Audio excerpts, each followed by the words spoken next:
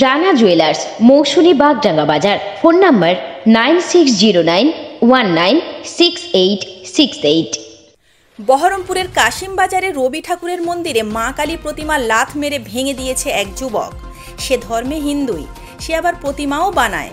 সে নিজের বাড়ির প্রতিমা না ভেঙে কেন ওই মন্দিরের প্রতিমা ভাঙলো সেটা রহস্য, আর সেটা রহস্যই থেকে যাবে।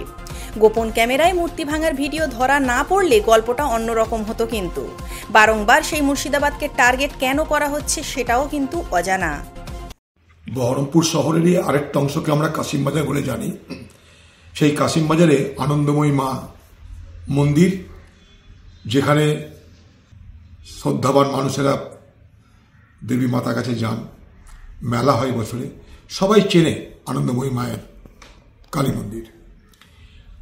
সেই আনন্দময়ী মায়ের মন্দিরে একটা জঘন্য ঘটনা ঘটেছে, যেখানে স্থানীয় একজন ব্যক্তি, শোনা যাচ্ছে তার মানসিক ভারসাম্য নেই, সেই মন্দিরে প্রবেশ করে সেই দেবীর উপরে আঘাত করে দেবী মূর্তির ক্ষতি করেছে, এবং সেই কারণে এলাকার মানুষের মধ্যে অত্যন্ত ক্ষোভ,